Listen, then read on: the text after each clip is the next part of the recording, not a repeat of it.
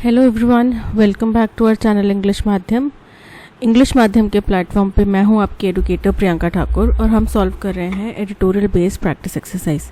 Start करते हैं आज का session with thought of the day, that is success is the sum of constant hard work. Success क्या है? कोई एक चीज़ सफलता के लिए नहीं होती, ठीक है। आपको लगातार निरंतर मेहनत करनी है, हर दिन मेहनत करनी है, उसी एक ही एनर्जी के साथ हमें मेहनत करनी है, कम नहीं होनी चाहिए एनर्जी, ठीक है। उसके साथ हम मेहनत करें तब आप सफल होते हैं जाके, ठीक है। तो इसी बात को ध्यान में रखते हुए हम भी स्टार्ट करते हैं reading comprehension and practice exercise for SSC CGL 2024। The US must not arm Israel while asking it to halt Gaza strikes। Arm करना मतलब हथियार देना, हो युद्ध के लिए हथियार मुहैया कराना। तो बोल रहे हैं कि यूएस को इजराइल को हथियार नहीं देने चाहिए अगर वो हॉल्ट रोकना, गाज़ा के ऊपर जो हमला है उसको रोकने की गुजारिश कर रहे हैं तो उनको इजराइल को हथियार देना बंद करना चाहिए। When the Israel-Hamas war began on October 7, जब इजराइल हमास का युद्ध चला, शुरुआत हुई 7 अक्टूबर को, The immediate priority of United States President Joe Biden was to prevent the conflict from widening into a regional war involving Israel and its rivals। बोल रहे हैं जब ये शुरुआत हुई तो सबसे पहली प्राथमिकता यूएस के जो प्रेसिडेंट हैं जो बाइडन, उनकी सबसे पहली प्राथमिकता ये थी कि इस युद्ध को, हमास, गाज़ा और फ़लस्तीन और इजराइल के बीच के इस युद्ध को एक रीजनल वॉर ना बन जाए, कि ये गल्फ कंट्रीज सारी ना युद्ध में छिड़ जाएं, क्योंकि इजराइल जो है एक जैसे कि अभी के लिए ज्यूज़ की कंट्री है, ठीक है। वहाँ पे ज़्यादा आबादी ज्यूज़ लोगों की, और जिन लोगों को वो धकेल रहे हैं वो मुस्लिम लोग हैं। हालांकि मुस्लिम्स भी अलग अलग समुदाय हो चुके हैं, उसमें भी शिया, सुन्नी और पता नहीं अलग अलग तरीके के, बट वो है मुस्लिम्स, ठीक है। और इज़राइल जिस लोकेशन पे है उसके आसपास के बाकी सभी देश जो हैं वो ज़्यादातर मुस्लिम कंट्रीज़ ही हैं, और क्योंकि कुछ कन्फ्लिक्ट है तो बाकी देश उनके सपोर्ट में आ सकते हैं कि भाई हमारे भाई बंधुओं को आप भगा रहे हो, मार रहे हो। तो उस तरीके से फिर क्या हो सकता है, रीजनल कन्फ्लिक्ट शुरू हो सकता है कि सारे, अब जैसे कि ईरान बीच में कूद पड़ा था, ठीक है, और होते होते सारी बातचीत होते होते पीछे को दो तीन महीने पहले पाकिस्तान तक बॉम्बिंग हो चुकी थी, जो कि हमारा पड़ोसी मुल्क है, ठीक है। तो अमेरिका की सबसे पहली प्राथमिकता थी कि यहाँ पे रीजनल वॉर न छिड़ जाए, तो इस हद तक इस कन्फ्लिक्ट को रोका जाए, ठीक है। Mister Biden adopted a 2-4 strategy, लेकिन उन्होंने दोहरी स्ट्रैटेजी अपनाई। अब दोहरी कैसे? ही offered unconditional support for Israel's war on Gaza. Israel ने जो गाज़ा के ऊपर युद्ध छेड़ दिया था उसको तो वो अनकंडीशनल, बिना कोई तर्क संगत के कि भाई आप ऐसा करो तब हम ऐसा सपोर्ट करेंगे, ऐसा नहीं, बिना किसी कंडीशंस के, बिना किसी उनसे कुछ वापसी चाहते हुए गाज़ा के ऊपर उनका युद्ध जो है उसको सपोर्ट करते। Launch after Hamas attack on October 7, जो कि हमास ने जब 7 अक्टूबर को अटैक किया था उसके बाद शुरू हुआ था। In which at least 1200 people were killed, जिसमें लगभग 1200 लोगों की मौतें हुई थी, and unleashed a diplomatic effort to keep tension low between Tel Aviv and it's neighbour. और उन्होंने क्या किया? अनलीश करा। अनलीश मतलब शुरुआत करी, किस चीज़ की? कूटनीतिक बातचीत की शुरुआत करी, ताकि तेल अवीव और उनके पड़ोसी के जो देश हैं उनके बीच में जो भी मतभेद हैं उनको कम किया जा सके। But when the war raised on for months, लेकिन जब युद्ध कई महीनों तक चलता रहा, with huge civilian casualties in Gaza, और जिसके बाद में से बहुत ज़्यादा आम नागरिकों की मौत हुई गाज़ा में, the Biden policy started falling apart. तब बाइडन सरकार की जो पॉलिसीज़ हैं वो ऐसा लग रहा था कि अब ये मतलब जो पॉलिसीज़ हैं ये ठीक नहीं चल रही, ये ख़राब है, सही नहीं है। फॉल अपार्ट मतलब बिखर जाना, टूट जाना। तो उनकी पॉलिसीज़ जो है वो टूटती हुई दिखाई दी। Today as the war is set to enter its 8th month, अब जैसे कि ये युद्ध 8वें महीने में प्रवेश कर रहा है, mister Biden looks increasingly vulnerable to its regional and domestic consequences. तो मिस्टर बाइडन जो है वो बहुत कमज़ोर, बहुत रिस्क पे दिखाई दे रहे हैं। इसके जो रीजनल यानी कि इस इलाके में, गल्फ़ के इलाके में जो कंट्रीज़ में यहाँ पे युद्ध के लिए जो इस युद्ध को लेकर जो तनाव है उसके प्रति अमेरिका के ऊपर ज़्यादा आरोप आ रहा है कि भाई उन्होंने उस टाइम पे इजराइल को सपोर्ट करा, ठीक है। और डोमेस्टिक कॉन्सिक्वेंसेस, उनके देश के नागरिक भी उनसे प्रभावित हो रहे हैं, गुस्सा हो रहे हैं, आक्रोशित हो रहे हैं। Over 34,000 people, a vast majority of them women and children, have been killed by Israeli Defense Forces in Gaza. बोल रहे 34,000 लोग मारे जा चुके हैं, उससे भी ज़्यादा लोग मारे जा चुके हैं, जिसमें अधिकतम जो है महिलाएं और बच्चे हैं, ये इजरायली डिफेंस फोर्सेस द्वारा मार गिराए गए हैं गाजा में. Israel was to invade Rafah. Israel ने कसम खाई है, प्रण लिया है कि वो रफा को अपने कब्जे में लेंगे. रफा क्या है? The southernmost town in Gaza where more than 1.4 million Palestinians have taken refuge. ये गजा का सबसे सदर्न मोस्ट इलाका है, सबसे साउथ का इलाका है, ठीक है, जहाँ पे 1.4 मिलियन पैलेस्टीनियंस जो हैं उन्होंने वहाँ पे शरण ली हुई है. Despite mister बाइडन्स warning against such a move. हालांकि मिस्टर बाइडन ने चेतावनी दी है कि ऐसा कोई भी कदम मत उठाना.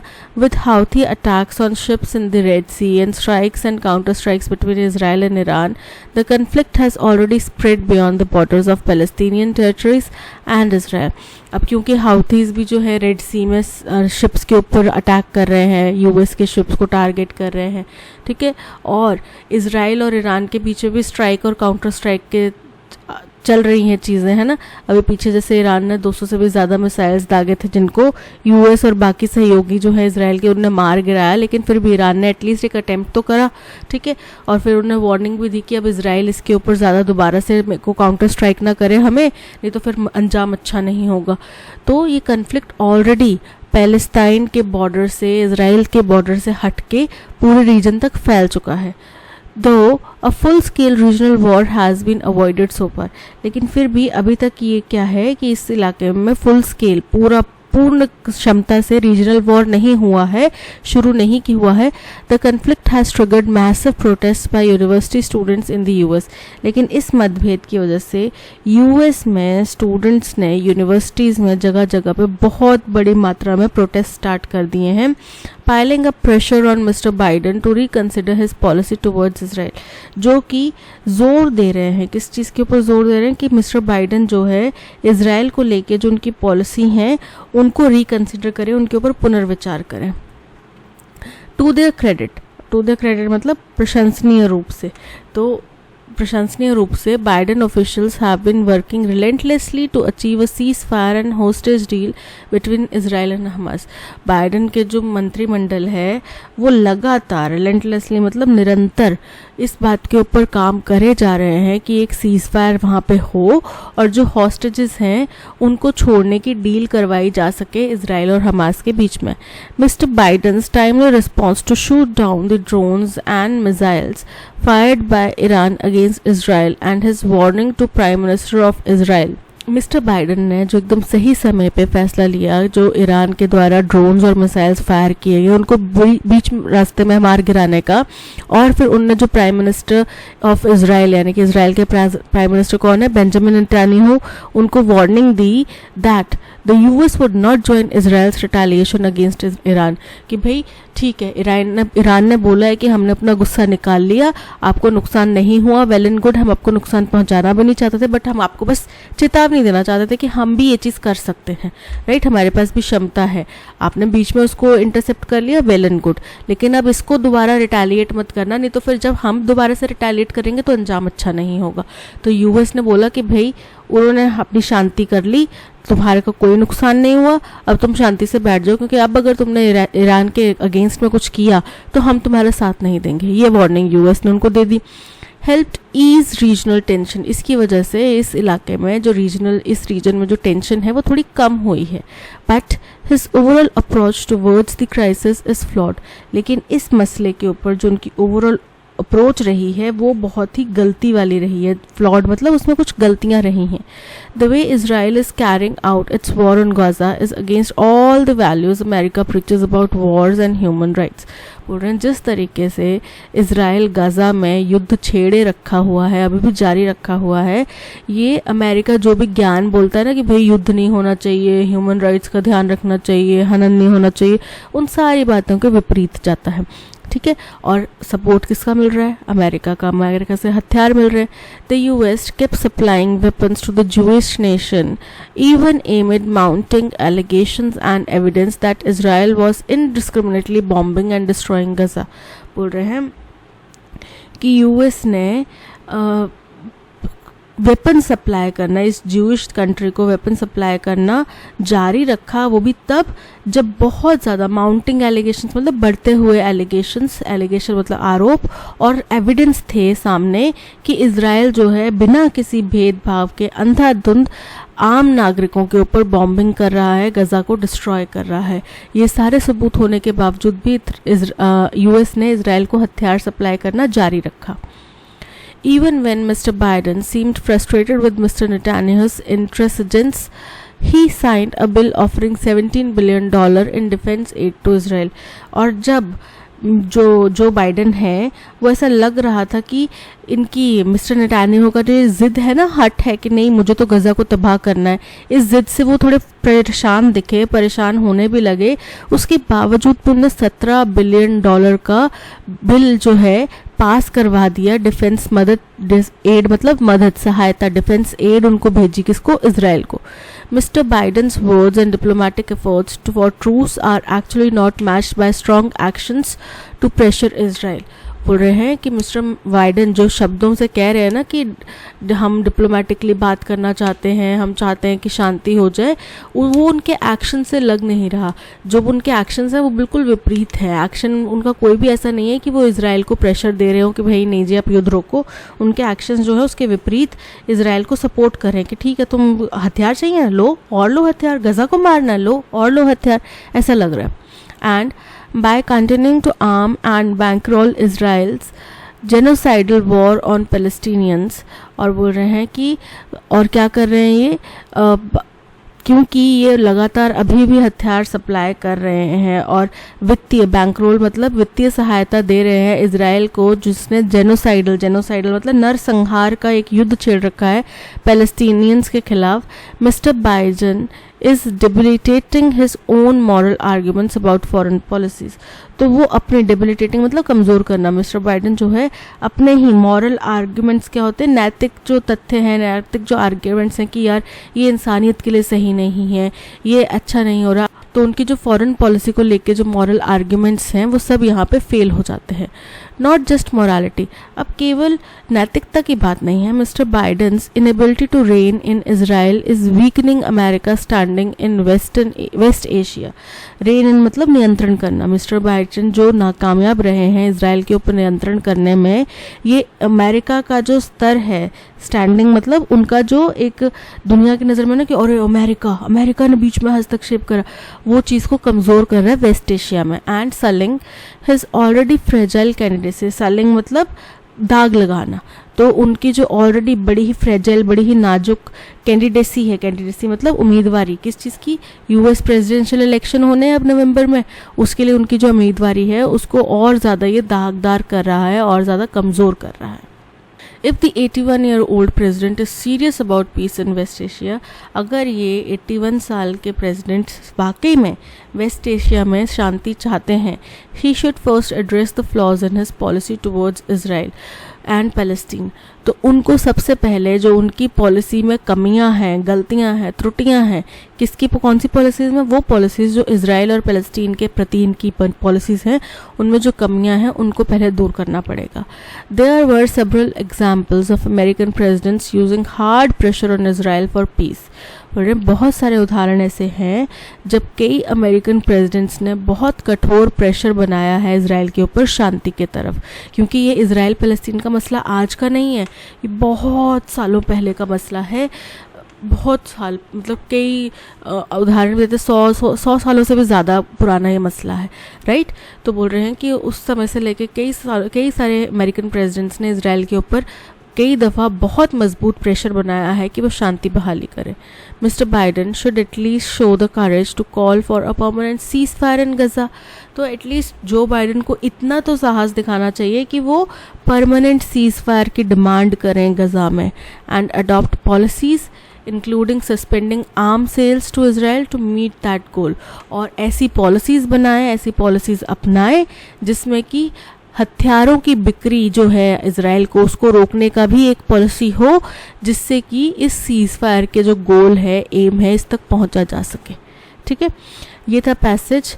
यहाँ पे यूएस प्रेसिडेंट जो बाइडन की जो पॉलिसीज़ रही हैं इजराइल गजा कन्फ्लिक्ट के तहत, उसके बारे में निंदा करते हुए राइटर ने बताया कि क्या उनकी कमियां रही हैं, क्या उनकी थिंकिंग रही हैं, और क्या वो इकलौते ऐसे प्रेसिडेंट थे जो इस तरह की पॉलिसीज़ लेके चल रहे हैं, इससे पहले भी कोई प्रेसिडेंट्स ऐसे थे, और क्या इस कन्फ्लिक्ट को हम केवल वो लोग सुधार सकते हैं, इस कन्फ्लिक्ट में अमेरिका का क्या रोल है। ये था सारा का सारा पैसेज।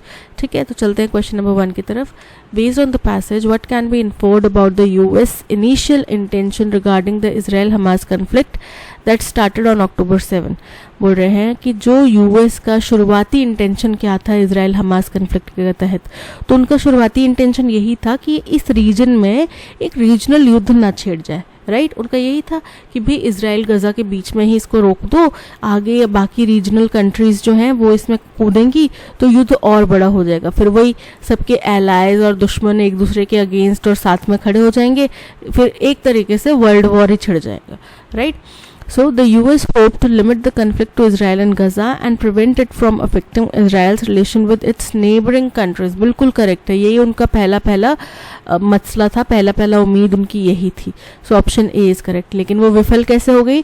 जब ईरान बीच में कूद गया, जब हाउथीज ने अटैक करना शुरू कर दिया, तब वो जो इनका इंटेंशन था वो खत्म हो गया। What can be inferred about the consequences of the prolonged Israel-Hamas conflict on US domestic policy according to the passage? The ongoing conflict has had little to no impact on US domestic policies। Incorrect है, US की domestic policies और public opinion के ऊपर उसका बहुत फ़र्क पड़ा है, खास तौर पे public opinion के ऊपर, क्योंकि बहुत ज़्यादा protest जो है उनके against में start हो गए हैं।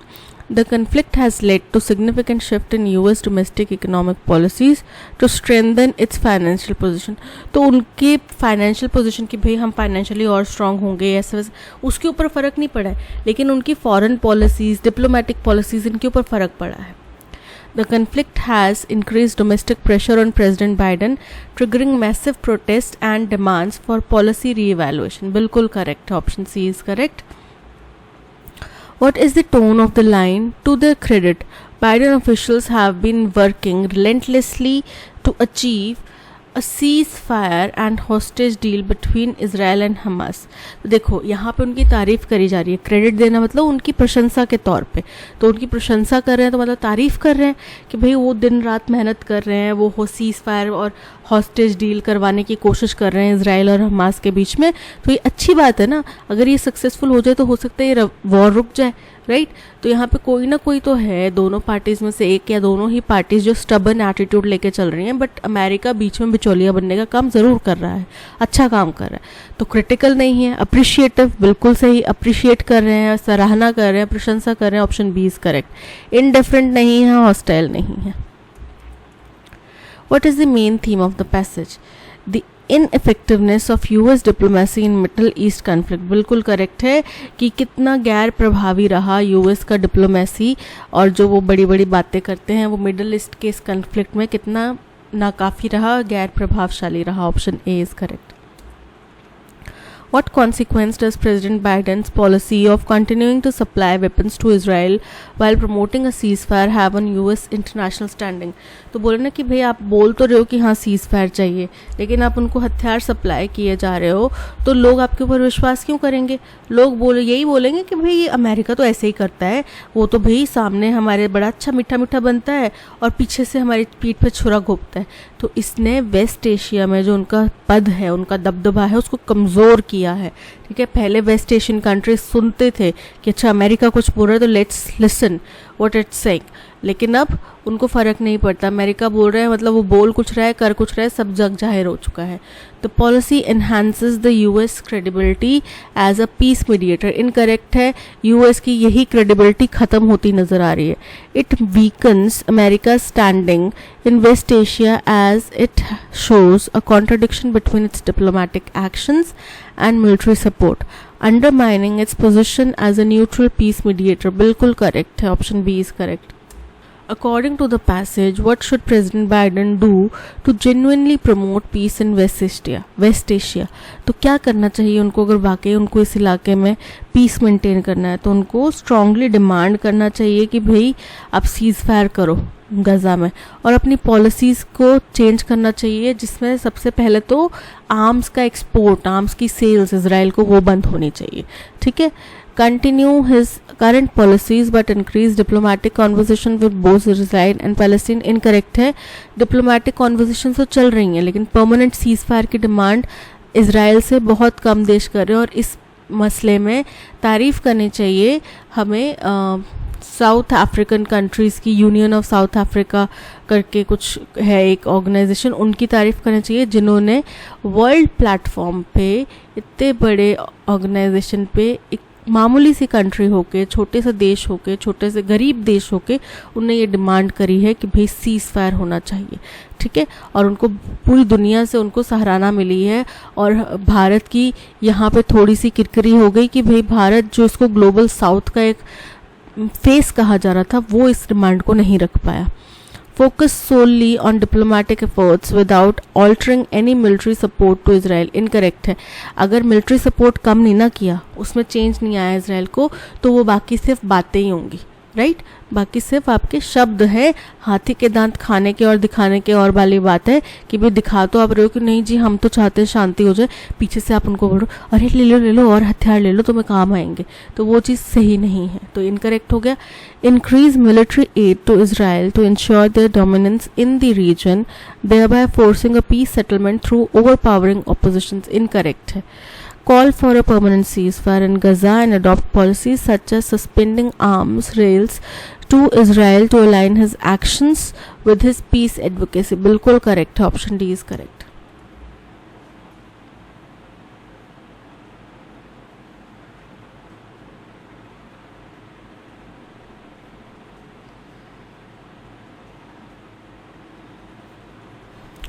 The passage uses genocidal to describe the war on Palestinians। What is the antonym of genocidal?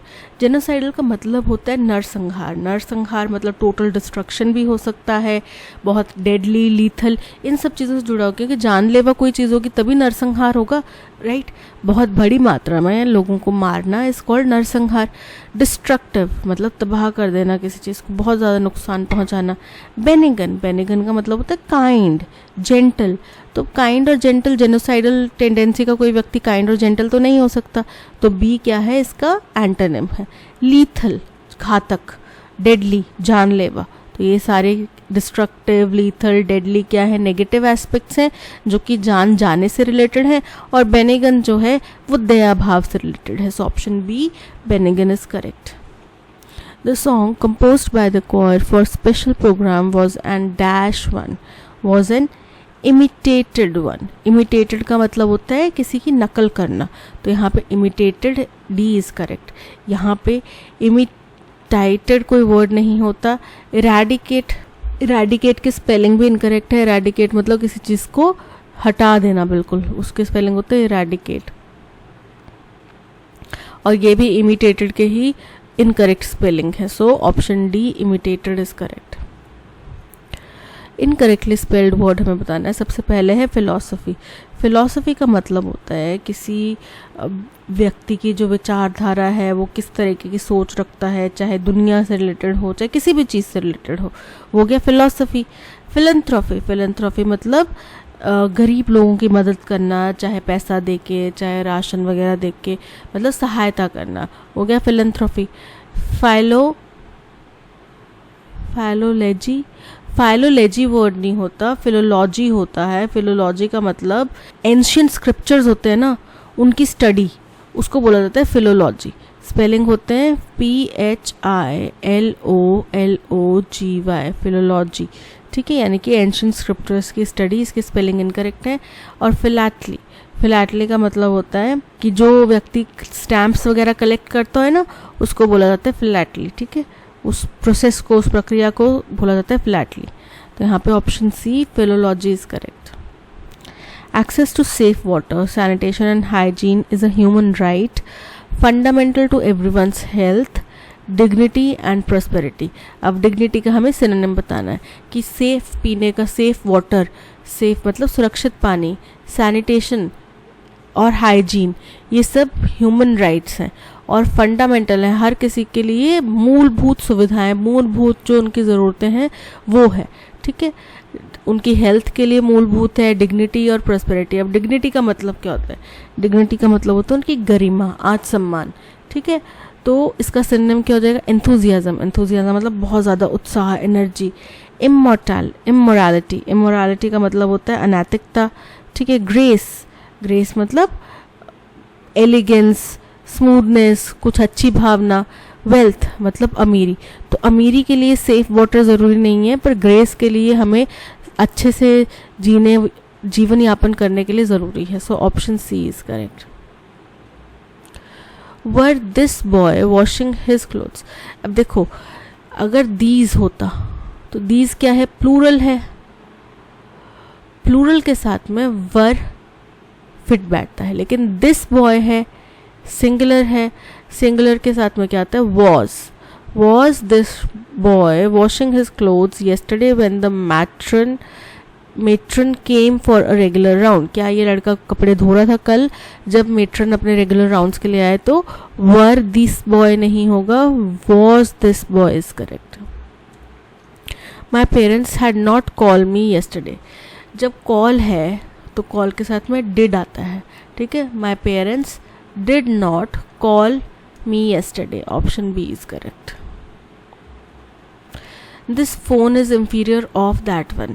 Inferior के साथ में कंपैरेटिव डिग्री के लिए टू इस्तेमाल होता है, ना कि ऑफ। तो this phone is inferior than that one, than नहीं आएगा। This phone is more inferior than that one, again than नहीं आएगा। Phone is more inferior of नहीं होगा। The phone is inferior to that one, option D is correct, to आएगा।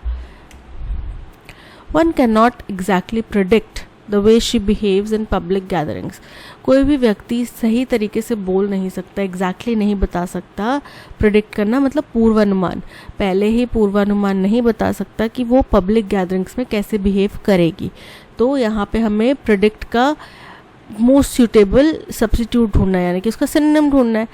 First है deliberate. Deliberate मतलब जानबूझ के कुछ चीज़ करना। प्रेसिपिटेट मतलब अचानक से कोई चीज़ हो जाना।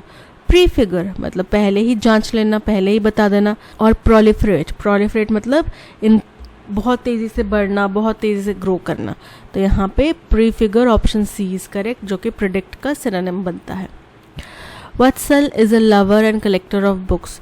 एक ऐसा व्यक्ति जो किताबों से प्रेम करता हो, उनको कलेक्ट करना उसको पसंद होता हो, उसको क्या बोल देंगे? बिब्लियोफाइल। क्या बोलेंगे? बिब्लियोफाइल। एंग्लोफाइल, एंग्लोफाइल जो इंग्लैंड या ब्रिटेन का प्रशंसक हो। रिक्लूस मतलब जो एकांत में रहना पसंद करता हो। बिब्लियोफाइल जो किताबों का प्रशंसक हो, उनको प्यार करता हो, उनको एकत्रित करता हो। और पॉलीग्लॉट, पॉलीग्लॉट मतलब जो व्यक्ति बहुत सारी लैंग्वेजेस बातें कर सकता है, उसको बोलते हैं polyglot. So option C bibliophile is correct. We should protect ourselves from jealous people. हमें खुद को बचाना है जेलस लोगों से। जेलस लोगों के लिए क्या यहाँ पे ईडियम इस्तेमाल किया जाता है? High spirited. हाई स्पिरिटेड मतलब उच्च आत्मा, बहुत एनर्जी से भरे हुए, बहुत अच्छे लोग, ठीक है। Any Tom Dick and Harry, कोई भी ऐरा गैरा लल्लू कहरा, उससे हमें बचना चाहिए, तो उससे नहीं बचना है। One trick pony. One trick pony का मतलब होता है कोई ऐसा व्यक्ति जिसमें एक ही क्वालिटी हो, तो उससे बचने की ज़रूरत है नहीं ना। ग्रीन आइड, ग्रीन आइड मतलब कोई ऐसा व्यक्ति जो ईर्ष्या करता है, तो ईर्ष्यालु व्यक्ति को क्या बोलते हैं? ग्रीन आइड पीपल। तो हमें खुद को ग्रीन आइड लोगों से बचाना चाहिए, यानी कि जेलस लोगों से बचाना चाहिए। The most important fruit in Kinnaur is apricot. It is possible to get it at every place in huge amount. बोल रहे हैं कि सबसे इम्पॉर्टेंट फ्रूट है किन्नौर का एप्रिकॉट, और उसको आप कहीं से भी खरीद सकते हैं बहुत बड़ी मात्रा में। आप कहीं से भी खरीदेंगे बहुत बड़ी मात्रा में तभी खरीदेंगे जब वहाँ पे होगा, राइट। तो it is found for a huge found everywhere in a huge amount. It is found everywhere in a huge amount, option B is correct. Fourth floor of nasty man named Mr. Douglas, an apartment building, there is a very mean who lives on the। देखो fourth floor of an apartment building होएगा, यानी कि ए के बाद में सी आएगा, ठीक है। अब ए के बाद में सी, यहाँ पे सी पहले आ रहा है, यहाँ पे ए के बाद में सी पर बीच में गैप आ रहा है, यहाँ पे सी पहले आ रहा है, यानी कि बी सी डी एलिमिनेट हो जाता है, ऑप्शन ए इज करेक्ट, ठीक है। ए के बाद में सी, फिर apartment building, there is a very mean nasty man named Mr Douglas, यानी कि डी के बाद में बी आएगा, हु लिव्स, उसके बाद में ई आएगा, who lives on the 4th floor of the building, right. तो DBEAC option A is correct. Does she still love you, क्या वो तुमसे आज भी प्यार करती है। अब इसको अगर पैसिव वॉइस में कन्वर्ट करना हो तो क्या तुम्हें आज भी उसके द्वारा प्यार किया जाता है। Are you still loved by her, option A is correct. It is time to take tea, अब इसको पैसिव वॉइस में कन्वर्ट करना है तो क्या हो जाएगा, it is time for the tea to be taken, it is time for the tea to be taken, option A is correct.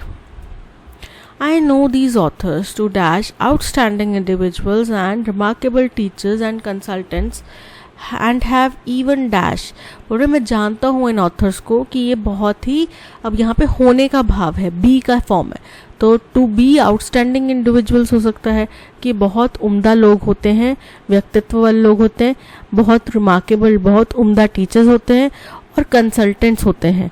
And have even dash them work there magic in training seminars, और उन्होंने बिखेरा होगा अपना magic कहाँ पे, training seminars के दौरान में, जब वो दूसरे लोगों को सिखा रहे होंगे तब। But I didn't know if they dash take this complex topic and fit into a book, कि मुझे नहीं पता कि वो डैश इस कॉम्प्लेक्स टॉपिक को लेते हैं और फिर उसको कैसे एक किताब में फिट करते हैं। हाउ हो सकता है, how they want to take हो सकता है this complex topic and fit into a book, चलिए देखेंगे। दे डिड, लेकिन उन्होंने किया। I dash you to really dig into this material, मैं चाहता हूँ कि आप इस मटेरियल में बहुत गहराई से डूब जाए। To pause and think deeply about each part and how the parts are dash, ताकि आप थोड़े समय के लिए रुकें और सोचें, गहराई में जाके सोचें कि हर एक पार्ट कैसे लिखा गया है, क्या उसका महत्व है, क्यों लिखा गया है, राइट। आपने देखा होगा राइटर्स कैसे छोटी से छोटी चीज़ें लिंकअप करते हैं। अब हॉलीवुड में अगर आप देखते हैं, बॉलीवुड में तो कई सीक्वल्स मूवीज़ बनी हैं, बट उनका पिछली वाली से कोई लेना देना कई बार होता नहीं है।